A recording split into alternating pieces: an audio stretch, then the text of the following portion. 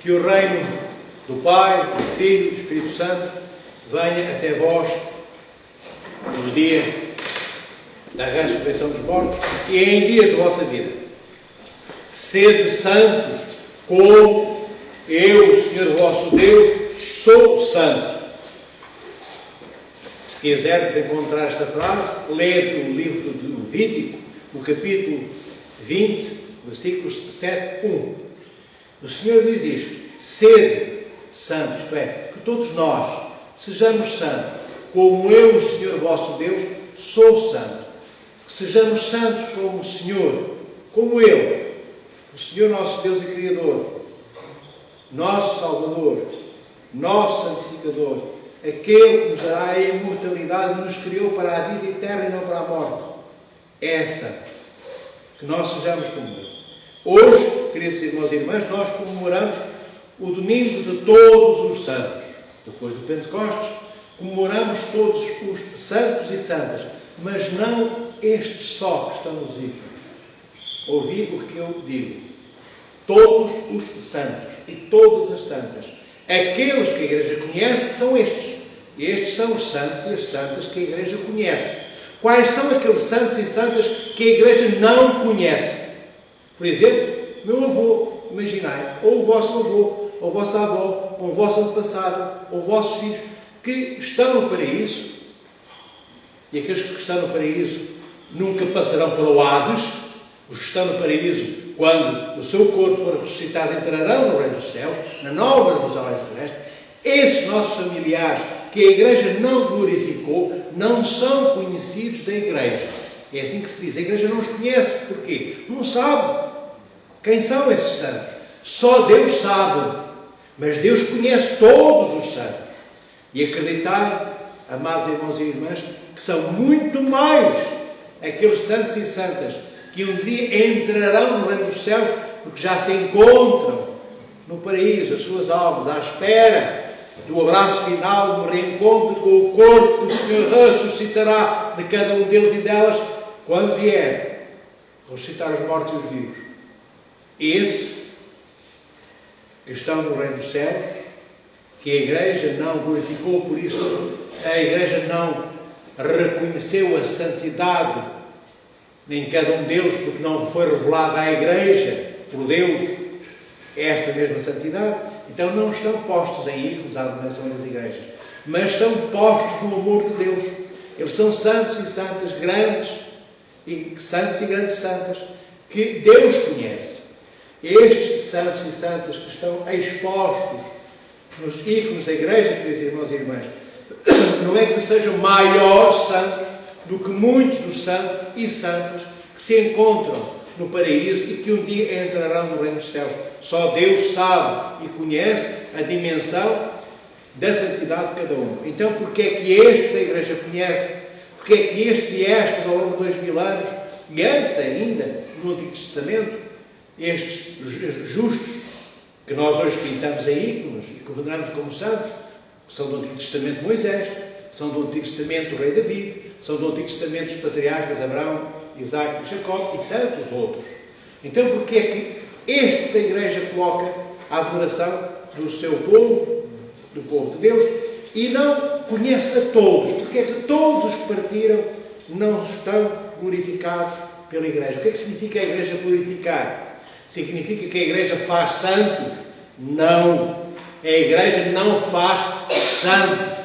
Repito, para todos ouvirem, a Igreja não faz santos. Isto é, a Igreja não decide quem é santo e quem não é. A Igreja reconhece aqueles que Deus fez santos e que se santificaram porque uniram a sua vontade à vontade de Deus.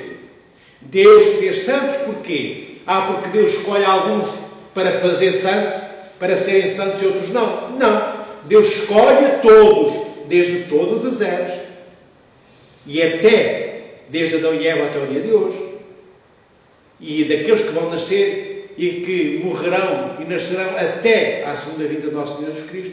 Deus quer que todos se salvem, só que nem todos aceitam serem como Deus. Sede santos como eu sou santo. E mais o Senhor diz: eu, o Senhor vosso Deus, sou a vossa santificação. Livro do Levítico, mais uma vez, capítulo 20, versículo 8. O Senhor diz: eu, o Senhor vosso Deus, sou a vossa santificação. Quer dizer que nenhum de nós se pode vangloriar, como faziam os fariseus no Antigo Testamento, de que somos santos porque conseguimos ser santos pelo nosso próprio esforço, unicamente, pela nossa própria vontade, unicamente, pela nossa própria dedicação, unicamente. Não. É necessária a nossa vontade, é necessário o nosso compromisso, é necessária a nossa humildade, é necessário que nos disponibilizemos e queiramos unir a nossa vontade à vontade de Deus para que Ele nos santifique. Mas é Deus que nos santifica, não somos nós que nos santificamos a nós próprios.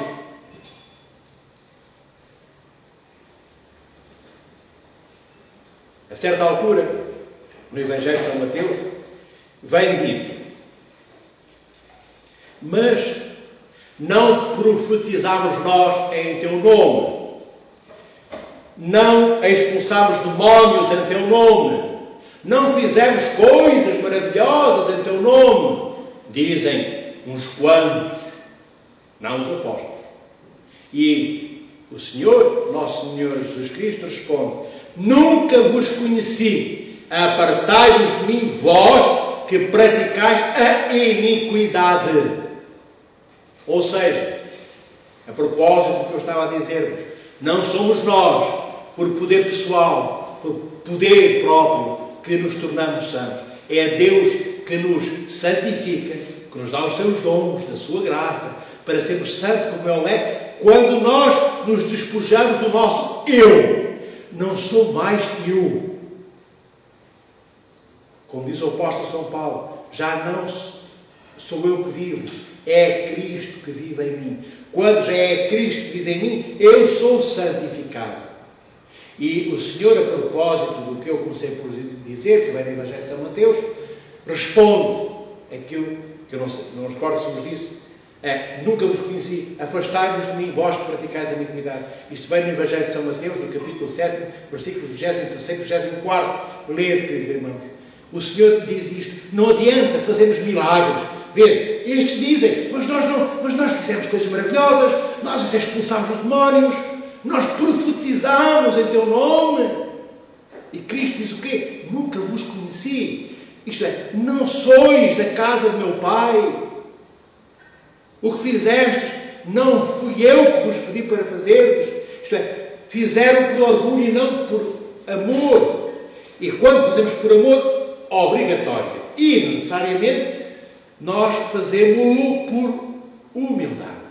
Porque quem ama é humilde. Estes não. Estes vieram vangloriar-se. Vieram apresentar os seus feitos, os grandes méritos, as grandes coisas que tinham feito. E a resposta de Cristo é terrível: afastai-vos de mim, não vos conheço. Sois fazedores de iniquidade, isto é, praticais o pecado, sois daqueles pecadores. Bem, não somos nós todos pecadores, sim, mas nós queremos arrepender-nos. Nós arrependemos. Estes não. Estes vinham cobrar o nosso Senhor Jesus Cristo para lhes dar o reconhecimento merecido, porque eles eram muito grandes, tão grandes quanto o nosso Senhor Jesus Cristo, pensavam eles. Eram exatamente igual a zero, eram nada. Então, queridos irmãos e irmãs, hoje, e não somente hoje talvez de uma forma, como aconteceu em algumas eras, mais escandalosa nos tempos que vivemos, o mundo cada vez se afasta mais de Deus. Cada vez mais a Igreja de Nosso Senhor Jesus Cristo se torna algo desinteressante para a maioria deste povo, destes 8 milhões que vivem no planeta Terra. Cada vez mais a Igreja é um corpo estranho a todas estas multidões.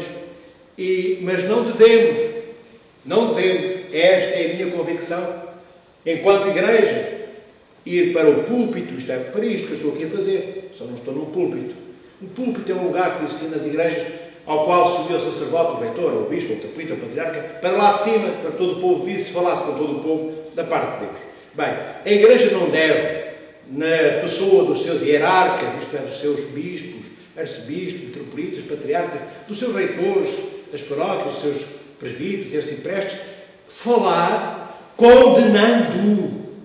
E hoje eu ouço muito na Igreja Universal, Ortodoxa, em algumas igrejas, já não falo de outras igrejas apostólicas, mas falamos da nossa igreja, há muito clero que abre a boca para condenar o mundo, para condenar os pecadores, para condenar os maus comportamentos, para condenar aquilo que, supostamente, correndo o risco de já julgarmos, decidimos que não é de Deus.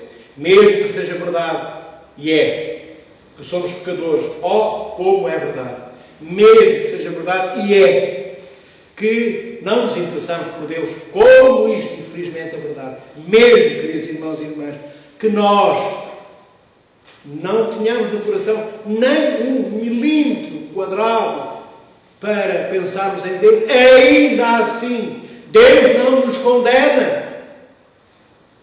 Como é que alguns que vivem na igreja, podem condenar os seus irmãos e irmãs?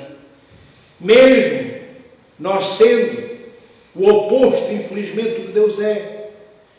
Querendo Deus que nós sejamos, não isso, mas exatamente idênticos àquilo que Ele é.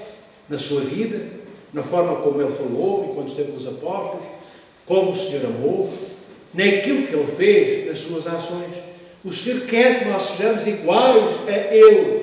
Não como estes que dizem que profetizaram, então não profetizamos nós, que dizem que expulsámos os demónios, mas nós expulsámos nós tantos demónios, não fizemos tantas coisas maravilhosas, tantas maravilhas, não sejamos como estes, queridos irmãos e irmãs, sejamos daqueles que se apresentam ocos.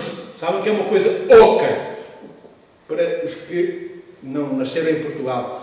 Uma árvore oca é uma árvore que só tem casca. Tudo que está dentro da árvore desapareceu, apodreceu. Então, nós deveríamos, nós, todos e todas, sermos ocos dos nossos egocentrismos. Ocos. Não temos nada de interesses pessoais a defender. Deveríamos ser ocos e ocas, cada uma de nós, de tudo aquilo que não é de Deus. E se fôssemos assim, ocos e ocas de nós mesmos e de nós mesmas, nós seríamos o quê? Quando se é oco, o que lá estava, no lugar do que agora é oco, o que é que significa oco? Vazio. O que lá estava já lá não está. Então, nós deveríamos sermos ocos e ocas para quê? O que cá estava antes, que eram as nossas raivas, ódios, julgamentos dos nossos irmãos, críticas dos nossos irmãos, as nossas faltas de perdão, as nossas faltas de humildade, os nossos orgulhos, raivas, ódios, raivinhas, tudo isso foi embora. Então ficamos ocos. Como isso preenchia 99% do que nós éramos, nós ficámos um espaço vazio. Mas que belo que é ser espaço vazio, para que Cristo ocupe todo esse espaço que agora está vazio, das coisas que eram pecaminosas, que eram pecados que nos afastavam de Deus. Agora nós chegamos até Deus feitos de nada para sermos preenchidos pelo tudo que Deus é em nós. Então nós passamos a ser outros Cristos. Nós, homens e mulheres. Nós seremos, queridos irmãos e irmãs, aqueles, não como o que vem no Evangelho de São Mateus, que apresentam os milagres e os grandes feitos e as grandes obras realizadas, as grandes maravilhas. Não. Nós somos aqueles que chegamos junto do Senhor e dizemos, como São Paulo, na primeira epístola a Timóteo, capítulo 1, versículo 15. E o que é que o apóstolo diz? O que é que o apóstolo diz, amados irmãos e irmãs de hebraico? Algum de vós se lembra? O Senhor veio, isto é, ao mundo, para salvar todos os pecadores, diz São Paulo, acrescentando, dos quais, desses pecadores todos, eu sou o primeiro, eu, Paulo, o apóstolo, eu sou o primeiro, Cristo, isto é, o Senhor veio ao mundo salvar todos os pecadores, dos quais eu sou o primeiro. Isto é um dos ensinamentos de São Paulo ao bispo, que ele havia sagrado, Timóteo, Vê-se São Paulo, grande apóstolo. Olhem como é que ele se apresenta diante de Cristo. Eu, Paulo, diz ele a Timóteo. Timóteo era bispo de uma comunidade, uma igreja local. E ele diz, olha que eu, o vosso apóstolo, sou o maior de todos os pecadores. Vê-se São Paulo, o grande apóstolo, se assume como o maior de todos os pecadores. Será que este não é um exemplo que nós devamos seguir? O do apóstolo, não meu, o do apóstolo Paulo. Será, queridos irmãos e irmãs, seremos nós menos pecadores do que São Paulo diz? Ele próprio ser, ele mesmo. Ele diz que é o maior de todos os pecadores. Será que nós pecamos menos do que São Paulo pecou? Eu não sei qual foi a dimensão, nem a medida, o tamanho de todos os pecados de São Paulo. Não sei se foram maiores que os meus, ou maiores do que os pecados que cada um de vós pratica. Mas o que eu sei é que o arrependimento de São Paulo é tetrilhões de vezes maior do que o meu. Eu sei que a dedicação de São Paulo a Cristo é incomensuravelmente imensurável. Porque ele deu a sua vida por Cristo. Eu não. Eu ainda estou vivo, ele foi martirizado. Então, queridos irmãos e irmãs, hoje, no domingo de Todos os Santos, nós veneramos, voltando ao princípio, aqueles que a Igreja glorificou, e acabei por não vos dizer porque é que a Igreja glorifica uns, isto é, o que é que significa glorificar? Que a Igreja reconhece, não faz santos, a Igreja reconhece a santidade transportada por aqueles e por aquelas que viveram uma vida semelhante à de Cristo. Então eles manifestam na sua vida a santidade espelhada neles, a santidade de Deus. E quando a Igreja vê que algum dos seus filhos e filhas transporta como um selo, uma marca, pelas ações realizadas na sua vida, que são reconhecidas por todos os seus irmãos e irmãs. Então a Igreja, reconhecendo a santidade que Deus identifica, é Deus que mostra que este ou aquela são santos, não sou eu, ou aquela que diz que é santa ou santa. Esses são os demónios deste mundo. Aqueles que acham que eu sou santo, isso é demoníaco, isso não tem nada a ver com Deus. Os santos e as santas são aqueles que sempre aproximar dele e disseram, tu és santo, Pai. Tu, António Joaquim, tu és santo. Ele diz logo, eu sou uma lata velha, podre e inútil. Como disse Santo Efraim do Arizona, aqui, há 30 anos atrás. Ele morreu há 20 e tal anos, 30 anos atrás. Um grande asceta de Montatos, monge, que foi para a América, para os Estados Unidos. E é um grande santo, foi glorificado pela Igreja. E quando lhe diziam, pai, que santo que tu és, ele dizia isto, eu sou uma lata velha, o que eu sou, inútil e podre, veja o que é um santo. Isto é um santo. Bem, então, porque é que a Igreja reconhece alguns e outros não? Porque os outros não é porque não sejam grandes santos do tamanho destes, tão grandes quanto estes, é porque a Igreja não os revelou. E porque é que a Igreja revela alguns à sua própria, porque é que Deus, revela alguns santos e santas à sua própria Igreja e outros não? Porque Deus, de acordo com o século, o que é que isto significa? O que é que isto significa de acordo com o século?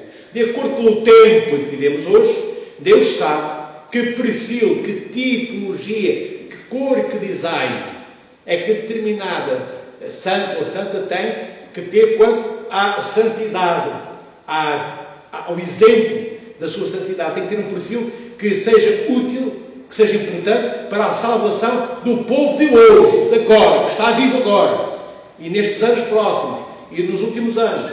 Depois, à medida que vão morrendo e vão nascendo, uns e outros, Deus vai enviando outros e outras de santo, enviando, isto é, convidando muitos, e alguns que aceitam o convite, passam depois a ser enviados por ele, Deus, transportando já a sua santidade. Então a Igreja reconhece esses que Deus escolhe e que aceitam ser escolhidos por Deus para se erguerem como espelho no nosso tempo de hoje, como modelo de santidade próprio para agora, para o cotidiano, para os nossos dias.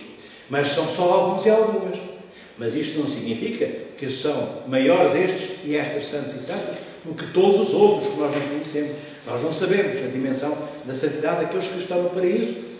à espera da ressurreição para entrar no reino dos céus, como estes também esperam a ressurreição? Nós não sabemos. Sabemos é que estes são aqueles que a Igreja reconheceu. Porquê? Porque se tornaram visíveis pela graça de Deus, para servirem de modelo para as nossas vidas. Nós dou-vos um exemplo. Quantas vezes temos nas nossas famílias, as famílias são compostas por 40, 50 pessoas, e às vezes há um tio, há um avô, há um ser humano, homem ou mulher, que no meio daquelas 50 pessoas se torna mais visível. É uma espécie de elo de união entre todos. Não porque ele se impõe, mas por características suas. São características que são aceitas por toda a comunidade, que é aquela família, e escutam mais do que outros.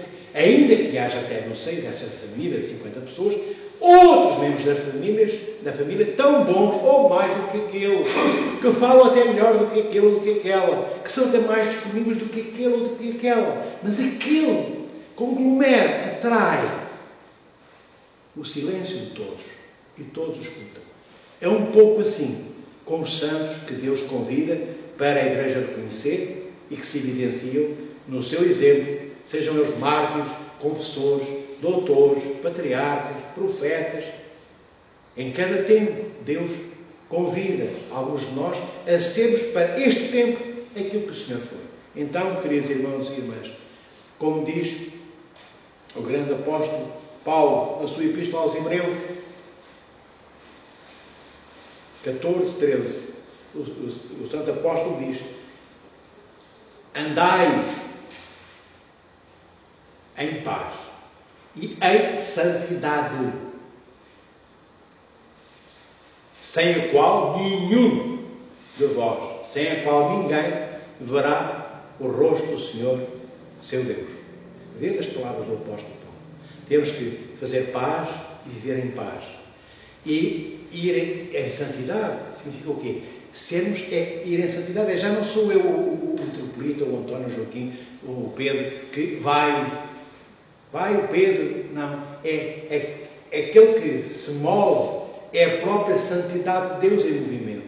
Sim, nós temos um nome, mas somos conhecidos por sermos transportadores da santidade do Senhor nosso Deus, daquele que nos criou, daquele que nos chama para vivermos com Ele, que nos criou, porque é nosso Pai.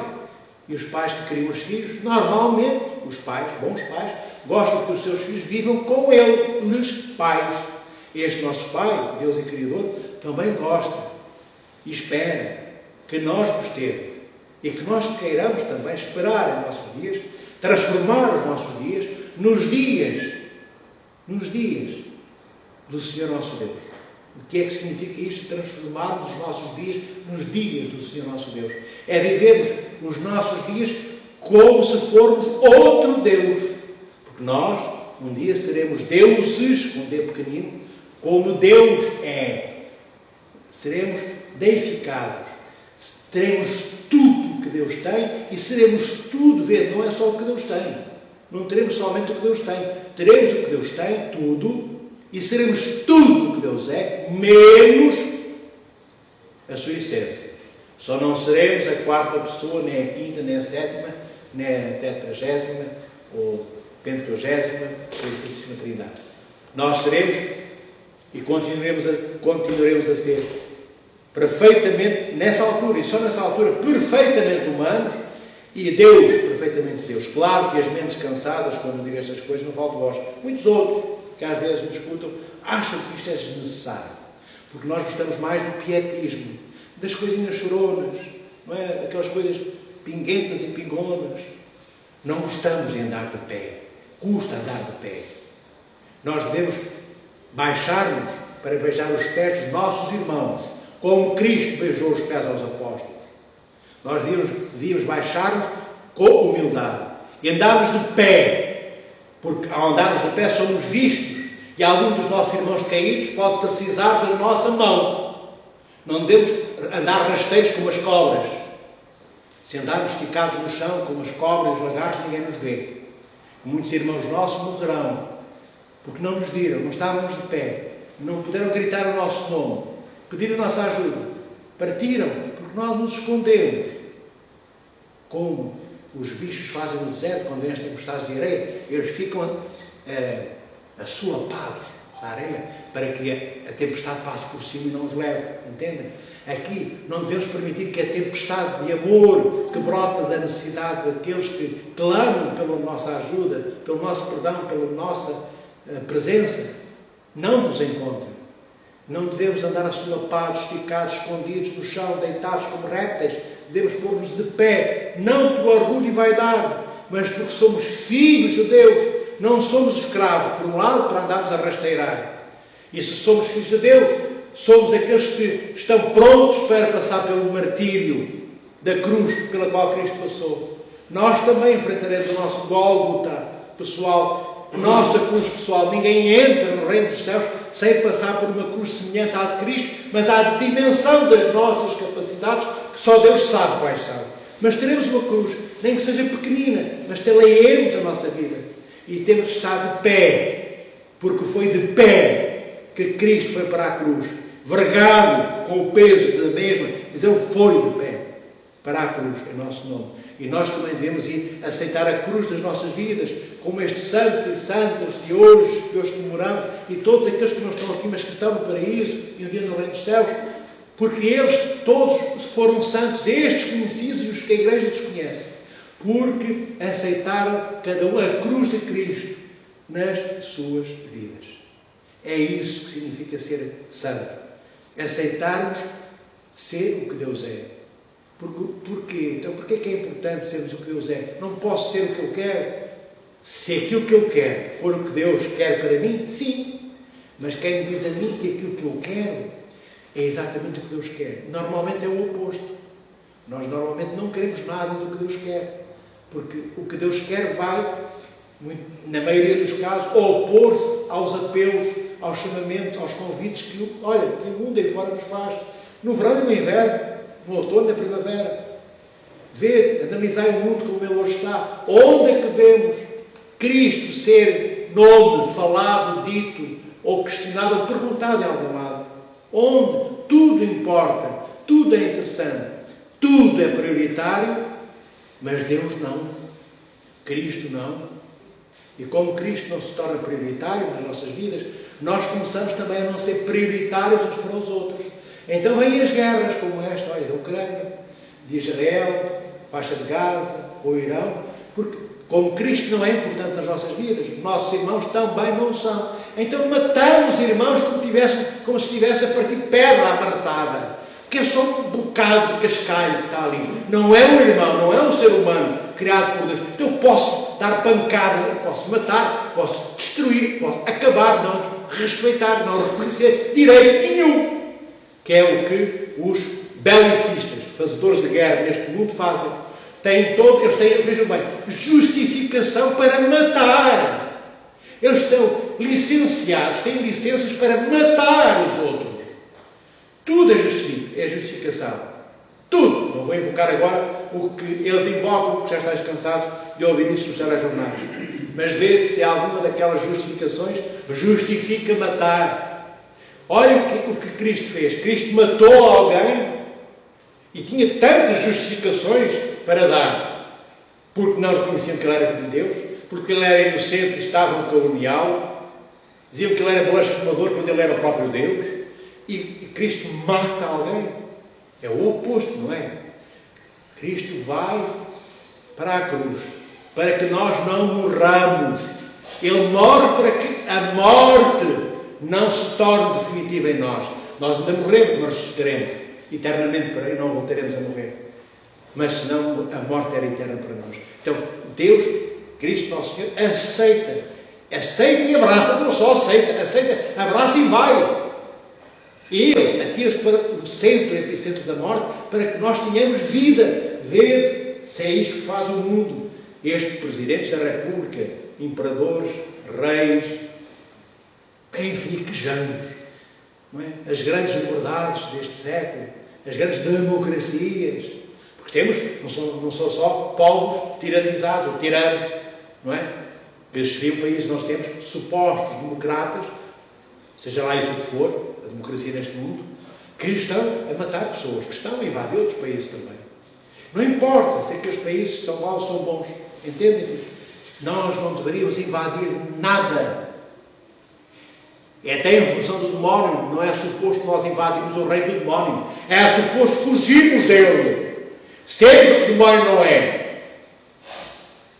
Nós não peleamos contra, nem sequer contra os demónios, no sentido de irmos ao território deles, conquistar o que é luciferino. Não! Nós não deixamos que o demónio nos conquiste a nós para o seu reino malévolo e demoníaco. Nós somos do reino dos santos, daquele que é o todo santo. Eu sou o Senhor vosso santificador, o Senhor vosso Deus. Nós somos desse reino. Não lutamos contra reino nenhum. Lutamos contra as nossas paixões. O que é que são as nossas paixões? Aquilo que não são coisas que Deus possa abençoar. Os nossos pecados, todos, são paixões. Paixões são coisas às quais nós dedicamos o nosso empenhamento, que nos encantam, que nos apelam, que nos prendem. É isso. Entendem, filhos? Então nós devemos, sim, lutar contra as paixões, lutar contra os interesses que não são os de Deus, mas nem sequer nos devemos adensar no reino do demónio. Dizem os padres da igreja, se o demónio aparecer a algum de nós, não devemos encetar, isto é, começar a iniciar nenhum diálogo com o demónio, nem olhá-lo nos olhos.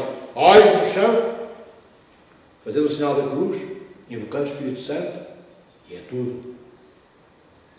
Nós não degladiamos com Lúcifer. Ele não é páreo, isto é, ele não é igual de Deus. Ele é uma criatura que Deus criou por amor e que se revoltou e se transformou em odiosa e ódio e anunciador de ódio. O demónio não é o igual de Deus. Entendem?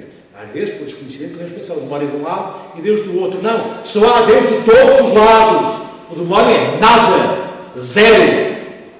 O demónio é uma criatura que não existiu, passou a existir no tempo. Só que Deus não criou o demónio como demónio. Criou como Lúcifer, como anjo de luz. Pronto. E por aqui termino hoje, queridos irmãos e irmãs, apenas para vos lembrar, este é o domingo de todos nós. Porque é o domingo de todos os santos. Nós pessoalmente, se calhar, muitos de nós não serão santos, só Deus é que sabe se algum de nós é santo ou não. Mas certamente que queremos ser-lo. Queremos ser santos e santas. Não porque é bonito estar cheio de cores pintadas nos ícones. Não. Porque é bom. Será certamente bom conhecer face a face aquele que nos criou. O Senhor Jesus Cristo, nosso irmão, Pai do Deus que é Pai dele e Pai nosso, que é o Deus Pai. Para podermos sentir e ver em cada momento em que sentimos, no que sentimos, o próprio Espírito Santo. Um dia, para que o Espírito Santo não seja uma coisa do qual ouvimos falar, mas que seja realmente a terceira pessoa da Santíssima Trindade, fazendo parte da nossa vida, daqueles que vieram loucos e ficaram cheios do Espírito Santo e da sua graça, para serem pneumatófagos, transportadores da graça de Deus, que é isto que o Espírito Santo nos dá, se nós deixarmos, se nós aceitarmos, se nós quisermos ser santos, como Deus, o Senhor nosso Deus é santo. Que o Senhor vos dê dias bons, férias abençoadas, mas olha, fazer férias em tudo, é bom fazer férias. Não fiquem assustados, não vou começar mais 10 minutos, não. Não façais férias de Cristo. Pergunto, algum de vós que ama a vossa mulher, algum marido, não, alguma mulher que ama o marido, algum marido que ama a mulher, algum pai e mãe que amam os filhos, faz férias dos filhos? Agora vou de férias dos meus filhos. Não estou a falar com filhos com 40 anos. Estou a falar de filhos com 5, 7, 8, 10, 15 anos. Os pais levam os filhos, é ou não é? Os paizinhos velhinhos de 80, 90 anos são abandonados. Estou a falar dos bons filhos. Não. Se puderem, levam os pais também. Ou visitam-nos. Então, não façais férias na igreja. Porque fazer férias na igreja é fazer férias, cada um de nós, dos outros nós que estamos aqui. Deus não precisa do nosso amor nem da nossa presença para nada. E Ele precisa, Deus, da nossa presença para tudo. Porque Ele nos ama. E o Senhor, como tem natureza humana, o Senhor também, na sua natureza humana, Ele sente o abandono, em cada abandono que nós damos aos nossos irmãos e irmãs. É Cristo que abandonamos. Porque o Senhor diz, quando dermos comida, dermos água, vestirmos, este ou aquele ou outro, é Ele que matamos a sede, vestidos e por aí fora. Então também quando abandonamos os nossos irmãos, porque fazemos férias da igreja, e fazer férias da igreja fazemos férias desta família e de todas as famílias, nós estamos a abandonar a Cristo. Porque Ele está lá, no irmão e na irmã, que nós esquecemos, que nós não visitamos, que nós não levamos de férias connosco. Que o Senhor vos proteja e abençoe. E guarde em todos os dias da vossa vida. Bem-haja, sede santos, como o Senhor vosso Deus diz, Ele próprio, que é assim.